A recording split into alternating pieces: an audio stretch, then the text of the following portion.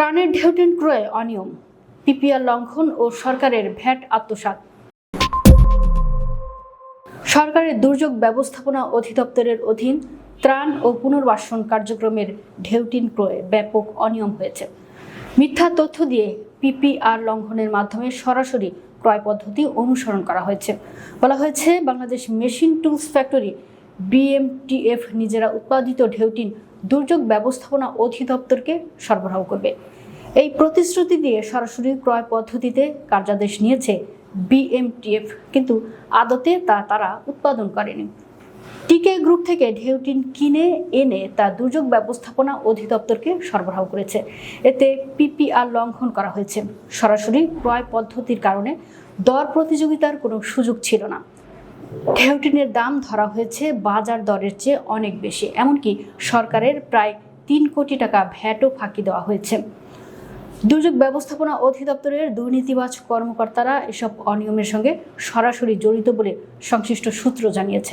প্রাপ্ত তথ্য মতে 2025-26 অর্থ বছরে দুর্যোগ ব্যবস্থাপনা ও ত্রাণ মন্ত্রণালয়ের বাজেটে ঢেউটিন খাতে বরাদ্দ ছিল 76 কোটি 40 লাখ টাকা।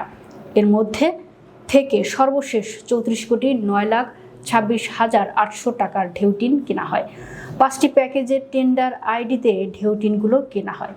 পিপিআর অনুযায়ী সরাসরি কোনো প্রতিষ্ঠান যদি নিজেরা পণ্য উৎপাদন করে, সেক্ষেত্রে প্রতিযোগিতামূলক দরপত্র ছাড়াই সরাসরি ক্রয় পদ্ধতিতে ওই প্রতিষ্ঠানের উৎপাদিত পণ্য কেনা যাবে।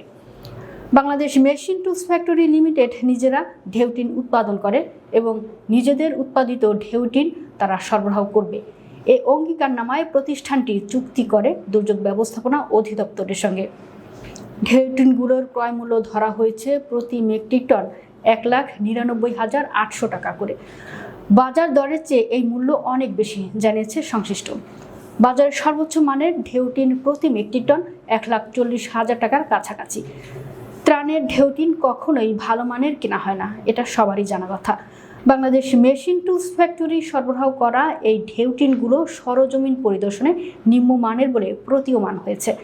তেজগাঁও সিডেস্থ কেন্দ্রীয় ত্রাণ গুদাম পরিদর্শনে আরও ভয়াবহ রকমের অনিয়মের তথ্য পাওয়া গেছে।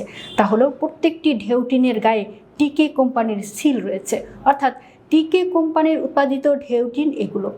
BMTF নিজেরা উৎপাদন করেনি বা নিজেদের উৎপাদিত ঢেউটিন সরবরাহ করেনি।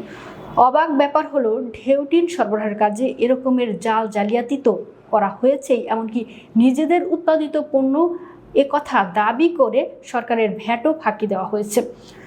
স্বাভাবিক নিয়মে সরকারকে 15% ভ্যাট দেওয়ার কথা, কিন্তু BMTF Bangladesh machine tools factory নিজেদের উৎপাদিত পণ্য দাবি করে 10% ছাড় পেয়েছে, পরিশোধ করেছে মাত্র 5% ভ্যাট। মোট 34 কোটি 9 লাখ 26,800 টাকার ভ্যাট 10% হারে প্রায় 3 কোটি 40 লাখ টাকা আত্মসাৎ করা হয়েছে। BMTF এর এমন কর্মকাণ্ডকে অনৈতিক ও বড় ধরনের অনিয়ম বলে আখ্যায়িত করছেন সংশ্লিষ্টরা। এর সঙ্গে দুর্যোগ ব্যবস্থাপনা অধিদপ্তরের শীর্ষ কর্মকর্তাও জড়িত রয়েছেন। BMTF যে নিজেদের উৎপাদিত ঢেউটিন সরবরাহ করছে না, একথা দুর্যোগ ব্যবস্থাপনা অধিদপ্তরের শীর্ষ এবং সংশ্লিষ্ট কর্মকর্তারা সবাই জানেন। জেনে বুঝেই তারা এমন অপকর্মে সহযোগিতা করেছেন।